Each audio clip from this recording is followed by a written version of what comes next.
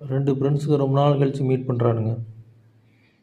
அதில் ஒருத்தன் சொல்கிறான், மச்சான் நான் கார் வாங்கிட்டேன்டா, வீடு கட்டிட்டேன், வாழ்க்கையில் ஜெயிச்சிட்டேன் மச்சான் அப்படின்னான்.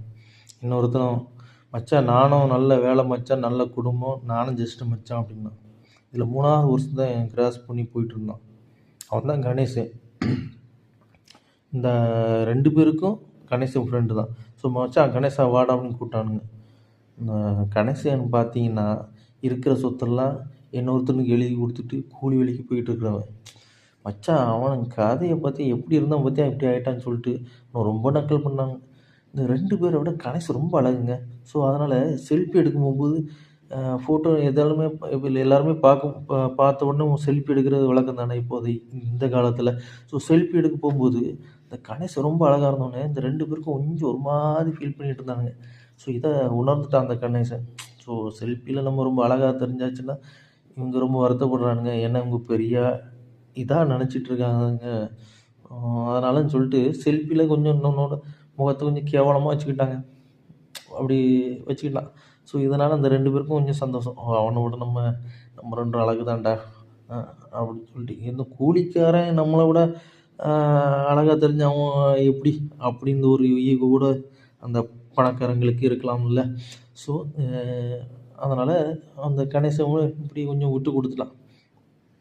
இங்கே யார் ஜெயிச்சா ஃபஸ்ட்டு? ஜெயிக்கிறதுனா என்ன? காரு வீடெல்லாம் கட்டினா ஜெயிச்சதா அர்த்தமா? அப்படி பார்த்தா உலக பணக்காரன் இருக்கான்ல, அவனுக்கு ஒரு குழந்த பிறக்கும்ல, அந்த குழந்தைக்கு நம்ம எல்லா மரியாதையும் கொடுத்து ஜெயிச்சதா சொல்லியிருக்கலாமே. அது இல்லைல்ல. இப்போ அந்த பிறந்த குழந்த வாழ்க்கையில் என்னெல்லாம் கற்றுக்கிட்டு மனசால் எவ்வளோ உயர்ந்து